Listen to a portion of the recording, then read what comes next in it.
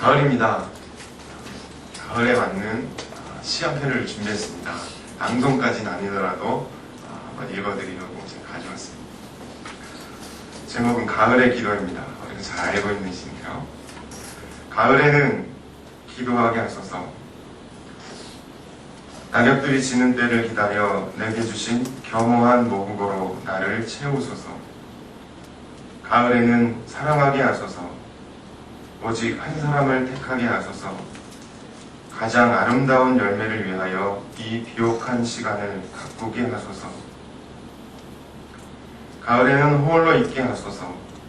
나의 영혼 굽이치는 바다와 백합의 골짜기를 지나 마른 나뭇가지 위에 다다른 까마귀 같이. 김현승이라는 분의 시입니다. 가을에는 기도하게 하소서. 뭔가 오늘 주제와 잘 연관이 되는 시인 것 같습니다. 혹시 뉴스 중에서 소가 자살했다 이런 소식을 한번 들으신 적 있습니까? 아니면 멍멍 개가 자살했다는 소식 혹시 들어보셨나요? 아니면 돼지가 스스로 목숨을 끊었다는 소식 들어보셨습니까? 사람들이 내 살점은 삼겹살이라고 먹고 내 내장은 곱창이라고 먹고 또 순대를 만들어 먹고 족발이라 먹고 내 머리는 제사상에 올려놓으면서 또 내 이름을 대면서 많이 먹는 사람들에게 돼지같이 먹는다고 하니 나 정말 이 세상 살맛 안 난다 라고 하면서 자살하는 돼지 보셨습니까? 짐승들은 자살하지 않습니다. 오직 사람들만 자살을 합니다. 우리나라에서 한 해 자살로 자신의 목숨을 끊는 사람의 숫자가 교통사고로 사망하는 사람의 숫자를 능가한 지가 이미 오래라고 합니다.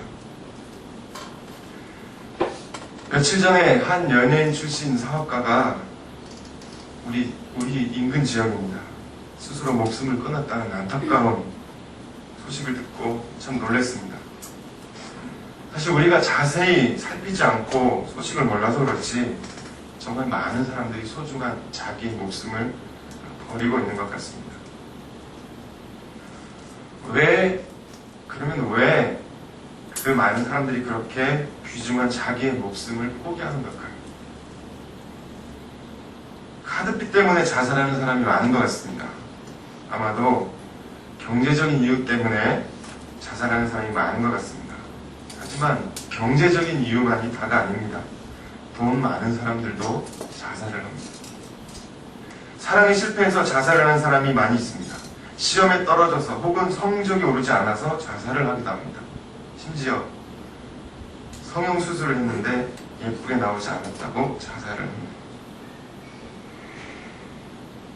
이렇게 많은 자살의 이유가 있지만 저에게 만약 사람들이 자살하는 이유를 한마디로 말해라 라고 누군가 얘기한다면 저는 이렇게 대답할 것 같습니다. 그들이 자살하는 이유는 그들이 절망하기 때문입니다.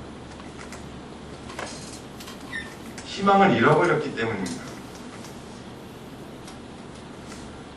국가 정치적으로는 불신이 가득하고 경제는 파탄이라고 하고 사회적 혼란은 점점 가중되고 가정적으로 특히 자녀 교육 문제로 근심이 가득하고 개인적으로는 영육 간의 곤고함이 휩싸여서 정말 어찌할 바를 모르는 것이 오늘 우리의 현실입니다. 남의 절망이면 좋겠는데 남의 절망이 아니고 나의 절망이고 다른 사람이 희망이 없는 게 아니라 내가 희망을 잃어버리게 되었다는 것입니다. 그래서 저는 고난당하는 자가 있느냐? 저는 기도할 것이요 라는 오늘의 본문을 절망하는 자가 있느냐? 희망을 잃은 자가 있느냐? 저는 기도할 것이요 라고 해석하고 싶습니다. 어려움이 다가올 때는 좀 버티는 것이 필요합니다. 야고보서에서도 인내에 대해서 굉장히 강조하고 있습니다. 인내심이 필요하죠. 그러나 내가 스스로 내 힘으로 인내하고 버티는 데는 한계가 있습니다. 어떻게 합니까? 그때 바로 기도가 필요하다는 거죠. 우리는 지금 기도가 필요한 계절에 살고 있습니다. 봄 냄새에 취해서 깜빡깜빡 잠자던 영혼을 깨우고, 여름의 강렬함에 지치고 시드른 영혼을 추슬려서 이제는 깨어서 힘있게 기도해야 하는 계절이 돌아온 것입니다. 왜 기도해야 합니까? 우리는 기도하지 않고는 살아갈 수 없는 그런 세상을 살아가고 있기 때문에 우리는 기도해야 합니다. 하나님께서도, 우리 주님께서도 그걸 아십니다. 우리가 기도하지 않고는 온전히 살아갈 수 없는 존재라는 것을 주님께서 아십니다. 예수님께서 이 땅에 오셨습니다. 예수님도 새벽 미명 습관을 쫓아 기도하셨다고 했습니다. 하나님의 아들조차도 이 땅에 오셔서 기도해야만 삶을 살아갈 수 있고 하나님의 사명을 완수할 수 있는 그런 세상입니다. 하나님의 아들이 그런 정도라면 우리는 두말할 거 없습니다. 기도해야 살 수 있습니다. 우리는 왜 기도해야 합니까? 주님께서 기도하라고 하시기 때문에 기도해야 합니다. 오늘 본문에도 너희 중에 고난당하는 자가 있느냐? 저는 기도할 것이요. 기도하라고 말씀하십니다. 성경에서는 여기뿐만 아니라 곳곳에서 고난 가운데 있는 사람들에게 특별히 기도하라고 말씀하십니다. 예수님 자신이 고난 중에서 겟세마네 동산에 오르셔서 땀방울이 핏방울이 될 정도까지 기도하신 것을 우리는 알고 있습니다. 왜 기도해야 할까요?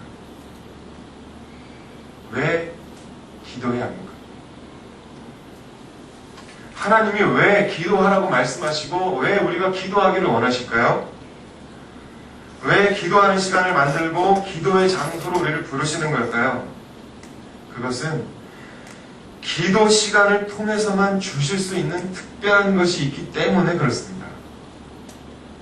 독서를 통해서 아니면 삶의 지혜나 경험을 통해서 많은 얻을 수 있는 것들이 있습니다. 그러나 하나님께 기도해야만 얻을 수 있는 깊은 무엇인가가 있기 때문에 하나님은 우리에게 기도하라고 말씀하시는 것입니다. 주님은 우리가 기도의 장으로 나아오기를 원하십니다. 특별히 우리들 마음 가운데 이제는 기도해야 되는데, 기도할 때가 됐는데 이런 마음이 들면 더 기도의 자리로 나와야 하는 것입니다.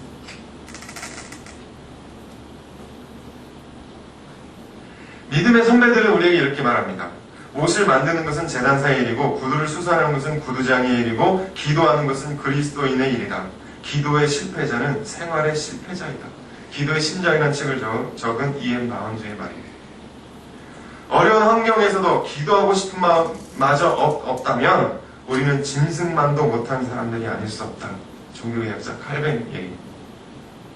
무릎 꿇은 그리스도인은 발돋움을 한 천문학자보다도 더 멀리 본다. 나이가 들어갈수록 기도를 더 많이 하라. 그리해야 신령한 일에 냉랭해지지 않는다. 조지 뮬러 목사님의 이야기. 조지 허비트라는 분 이렇게 합니다. 기도는 영혼의 피다.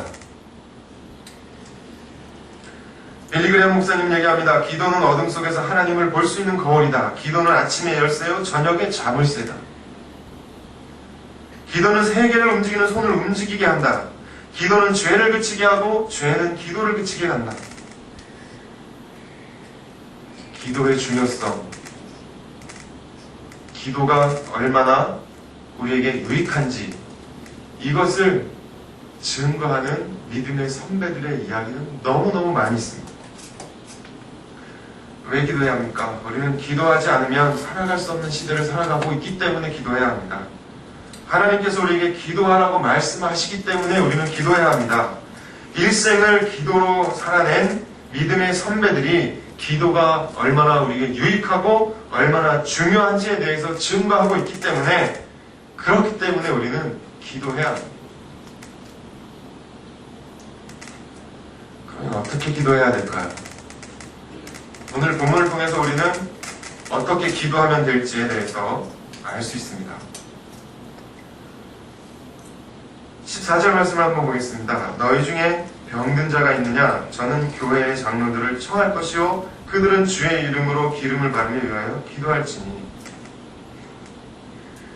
자기에게 기도의 제목이 있을 때, 정말 기도를 원할 때 사역자들, 목사님, 사역자를 초청하고 기도 제목을 내어놓고 기도 제목을 나누고 같이 모여서 합심해서 기도하라는 것입니다.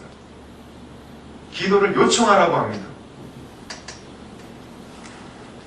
힘드신데, 피곤하신데, 우리 구역장님 너무 바쁘신데 괜찮습니다. 기도를 요청하라는 것입니다. 기도의 제목이 있을 때 교회에서 기도 제목을 내놓고 같이 예배하고 기도하고,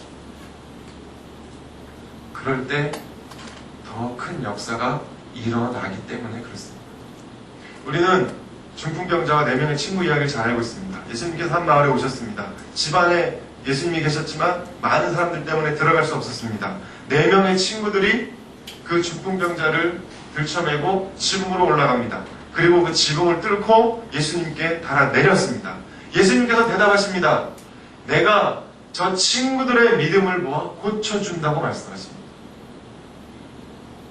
친구들의 믿음을 모아 고쳐준다고. 함께하는 기도, 중보하며 하는 기도. 두 번째로, 하나님은 우리에게 믿음의 기도를 드려야 된다고 말씀하십니다. 15절 말씀에 믿음의 기도는 병든 자를 구원하리니. 믿음의 기도는 무엇일까요? 전부 다 믿음을 갖고, 태산만한 믿음을 가지고 기도하면 모든 죽을 사람들이 다 살아나는 걸까요? 믿음의 기도란 무엇입니까? 믿음의 기도라는 것은 결국 하나님에 대한 전적인 신뢰입니다. 모든 일의 맨 마지막에 가서는 하나님께서 승리하실 것이고, 하나님은 항상 오르시며 주님께서는 결국 선으로 모든 결론을 맞춰주실 것입니다. 라는 것을 믿는 것입니다. 지금 어렵고 힘든 그런 고통을 당하고 있는, 그런 병을 가지고 있는, 또 육신의 어려움을 당하고 있는 우리의 교우들에게 있어서 우리가 함께 기도해 줄 수 있는 근거가 여기 있습니다. 우리는 알 수 없습니다.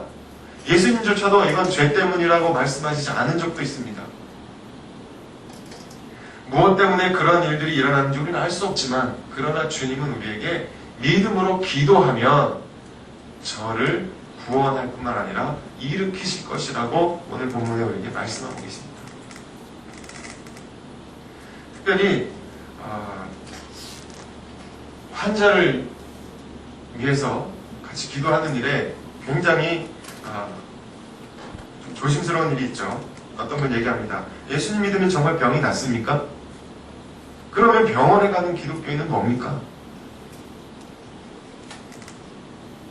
다음의 말로 아마 설명이 될 것 같습니다. 어느 큰 병원에 유명한 외과 의사가 있었습니다. 이분은 수술실에 들어가기 전에 항상 자기 혼자만의 시간을 가졌다고 합니다. 그래서 그에게 이제 가르침을 받는 그 많은 수련의들이 굉장히 궁금하게 생각했습니다. 저분은 수술실 들어가기 전에 도대체 무엇을 하시길래 시간을 지체하시는가? 진료실을 이렇게 넘겨나갔답니다. 그런데 그분은 거기에서 기도하고 있었던 것입니다. 그래서 또 물었습니다. 선생님이 기도하시는 것과 수술 집행하는 것 또는 그 결과가 무슨 상관관계라도 있습니까? 그것이 무슨 검증된 바라도 있는가요? 물었습니다. 그러니까 그 의사 선생님이 이렇게 대답했다고 합니다. 그렇다네.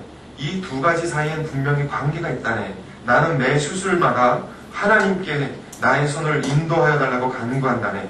내가 아주 까다로운 수술을 집도할 때도 많고 수술 후에도 환자의 상태가 내가 예상하지 못할 징에 빠질 때도 수없이 많은데 이럴 때 나는 어찌해야 될지를 모른다네. 그렇지만 나는 곧 주님의 도움을 간구하게 되며 주님께서는 내게 수술을 성공하도록 필요한 지혜를 주신다네. 나는 먼저 주님의 도움을 간구하지 않고 수술칼을 손에 들어본 적이 없다네.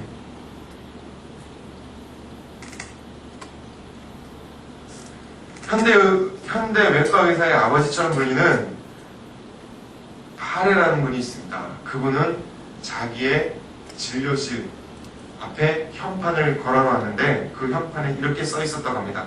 나는 환자의 상처를 붕대로 싸매어주고 하나님은 그를 치료하십니다. 그렇습니다. 하나님께서 치료하심을 믿고 간구하는 자에게 치유의 은총을 하나님께서 직접 베푸시거나 아니면 약과 의사를 통해서 병을 치료하시는 것입니다. 그러므로 병든 자가 있거든 기도하라고 말씀하시는 것입니다. 또 한 가지는 죄를 서로 고하며 기도하라고 말씀하십니다. 죄를 서로 고한다는 말씀은 뭘까요? 바로 우리가 회개하며 기도해야 된다는 걸 말씀합니다. 회개라는 말은 솔직함, 정직함과 바꿀 수 있는 말입니다. 하나님 앞에 기도할 때 우리가 회개하며 기도한다라고 할 때 솔직하게 기도하는 겁니다. 정직하게 기도하는 것입니다. 내 가운데 하나님 앞에 내어놓기 어렵거나 정말 하나님 앞에 가져가기 부끄러운 모습이 있다 할지라도 그 모습 가지고 하나님 사실은 저의 모습이 이렇습니다 하고 고백하며 나아가는 것입니다. 정직하게 나가는 것입니다. 그래서 시편 51편 10절에서 다윗은 자기가 범죄한 뒤에 하나님 앞에 이렇게 고백합니다. 하나님이여 내 속에 정직한 마음을 창조하시고 내 안에 정직한 영을 새롭게 하소서. 하나님 앞에 정직함으로 나가는 것입니다. 우리 부모님들이 제일 속이 뒤집어질 때가 언젠지 저도 알고 있습니다. 분명히 다 알고 있는데 다른 소리를 하는 거예요. 아들이든 딸이든 다 알고 있잖아요. 안 알려줘도 다 알게 되더라고요. 그렇죠? 다 알고 있는데 다른 소리를 하는 거예요. 이걸 여기서 하면 상처받을 것 같고 그냥 두자니 우리가 상처를 받고 그럴 때 그 마음이 속 시원해지는 때가 언제입니까? 다가와서 엄마, 아빠, 사실은 이렇게 나오면 그 내용과는 상관없이 그렇죠? 더 품에 안아주게 되는 거 아니겠습니까? 그렇지 않으신가요? 제가 좀 당황스럽습니다. 그렇습니다.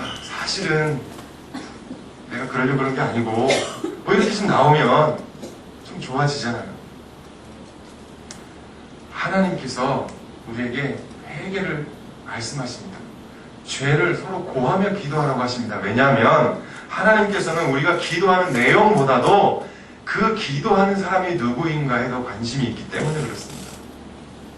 회개를 할 때, 우리의 죄를 고할 때에 하나님과 우리 사이의 관계가 다시 끊어졌던 관계가 다시 이어지기 때문에 그렇습니다.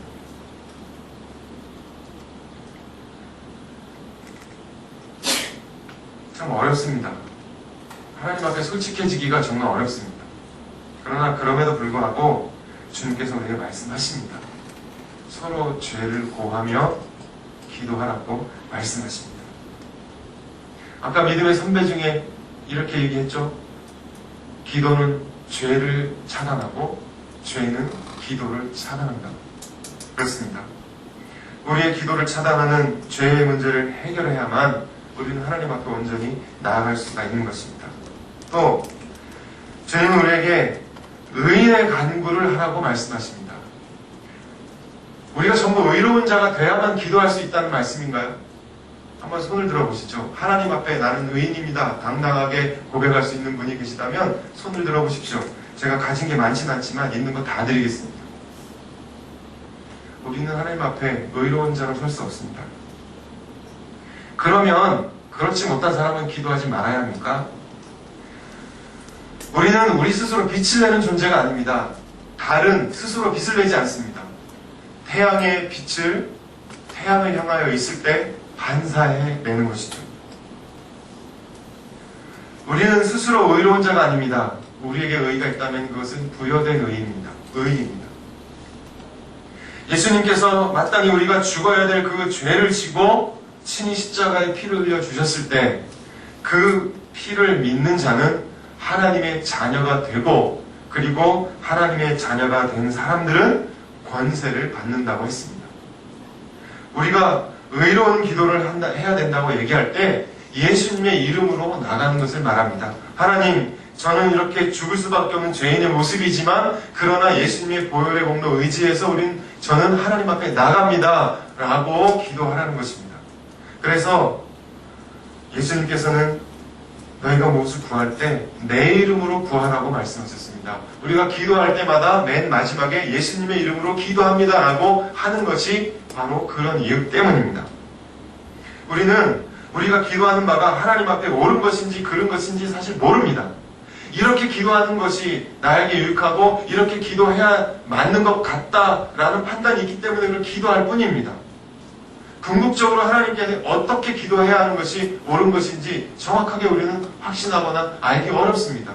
왜냐하면 우리의 지혜가 한계가 있기 때문에 그렇습니다. 그럼에도 불구하고 우리가 기도하고 예수님의 이름으로 기도하며 나아갈 때 주님께서는 우리를 보시는 것이 아니라 우리의 죄를 다 덮어주시고 우리를 보혈의 피로 씻어주신 그 예수님의 공로를 보셔서 우리의 기도를 들어주시는 것입니다.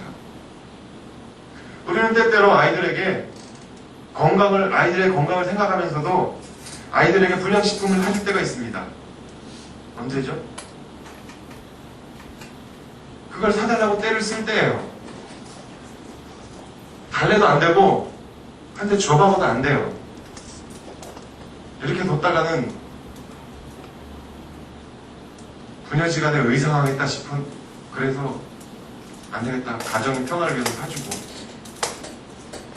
불량식품을 주면 안 되는 걸 알지만 아이를 그리고 나를 둘 사이의 관계를 생각할 때 사주게 됩니다.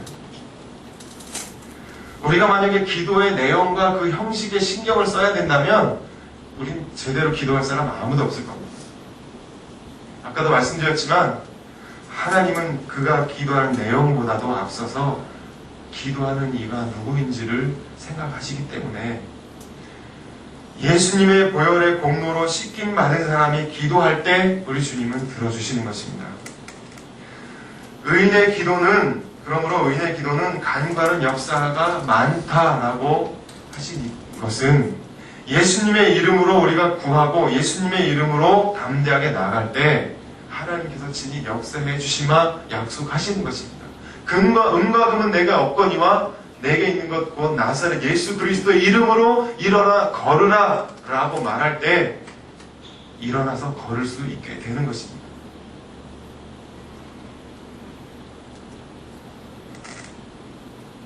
앞절로 돌아가면 즐거워하는 자가 있습니까? 저는 찬송하십시오.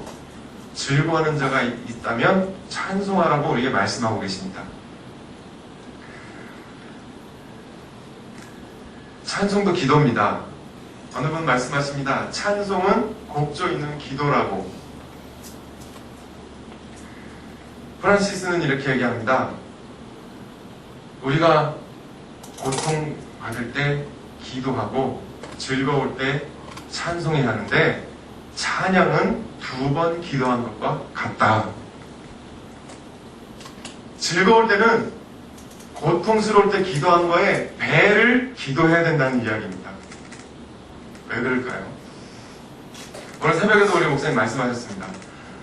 잘 되고 있을 때, 우리 아이들 잘 하고 있는 것 같을 때 더 위에서 기도해 줘야 된다고 말씀하셨습니다. 뭔가 잘 되고 있는 것 같을 때 더 기도해야 된다고. 즐거워할 때 찬송하라. 즐거워할 때 2배로 기도하라. 데일리메일이라는 곳에 데일리메일에서 세상에서 가장 억세게 운 없는 사람을 뽑았는데요. 그 중에 한 사람이 케인 크레이머라는 사람이 뽑혔습니다. 세상에 제일 억색이 운이 없는 사람. 별로 안 뽑히고 싶은데 이 사람 뽑혔는데. 이 사람 뭐냐면 79년도에 컴퓨터가 아직 제대로 개념이 없던 그런 시절입니다. 그래서 아이팟이라는 거 아시죠? mp3를 이렇게 다운로드 받아서 요즘 귀에 하나씩 다 꽂고 다니는 게 거의 그 아이팟 그런 겁니다. 그래서 완전히 그 망해가는 애플사를 그냥 기사회생시킨 그 아이팟, 완전히 그 돈을 긁어모으게 만든 그 아이팟의 원조 기술을 만든 사람입니다. 79년도에 제대로 된 컴퓨터 하나 변변하게 없을 시절에 그 개념을 만들어낸 거예요. 생각해낸 거예요. 그리고 특허 신청을 했어요.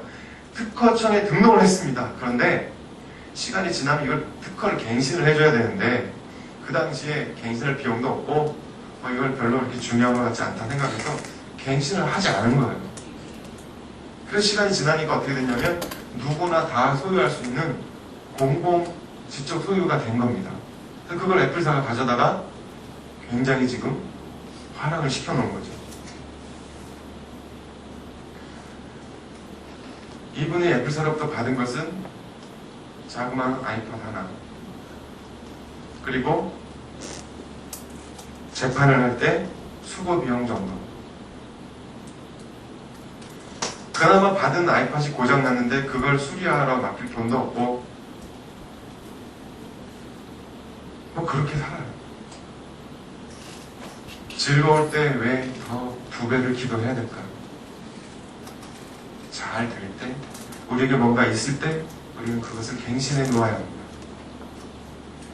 그 때에 업그레이드를 해야 합니다. 그렇지 않으면 우리는 어느 시점에 가서 후회하게 마련인 것입니다. 오늘 본문에는 이러한 기도의 삶을 살아간 한 사람을 우리에게 소개하고 있습니다. 바로 선지자 엘리야입니다. 그런데 참 놀라운 것은 엘리야가 우리와 성정이 같은 자라고 말씀하고 계십니다. 성정이 같다는 말은 몸도 같고 우리의 생각하는 수준과 성품도 같다는 겁니다.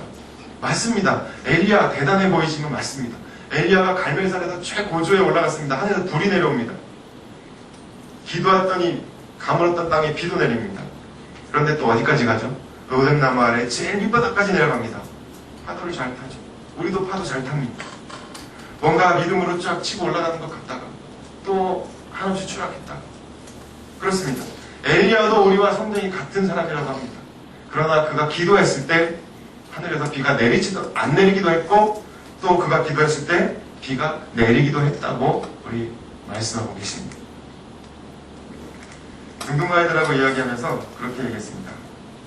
엘리야가 기도하면 비가 안 오고 엘리야가 기도하면 하늘에서 불 내려오고 엘리야가 기도하면 물 내려오고 그래서 엘리야가 기도했더니 하나님은 엘리야를 물불 안 가리는 사람으로 만들어주셨다. 그렇습니다. 엘리야가 기도했더니 그렇게 된 겁니다.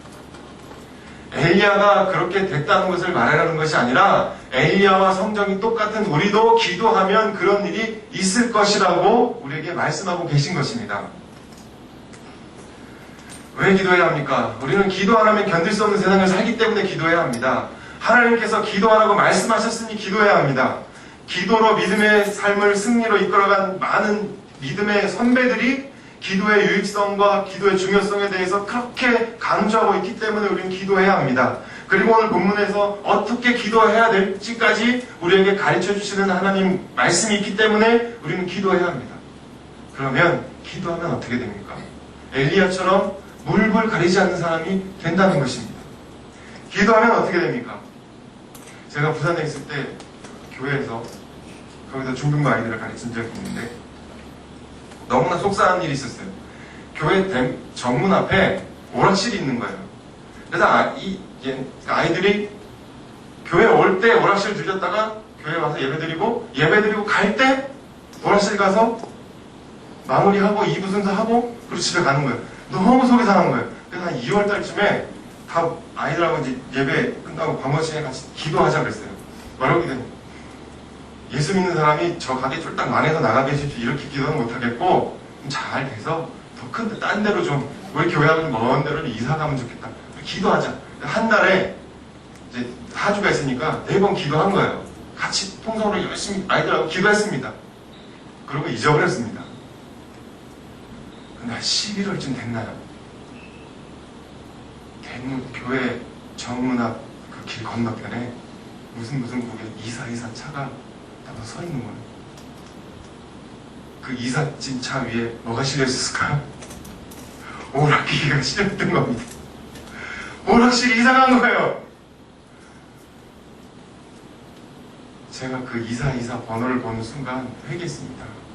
나는 기도해놓고 다 까맣게 잊어버리고 있었는데 하나님께서는 그걸 들으시고 때가 되니 응답해 주셨구나.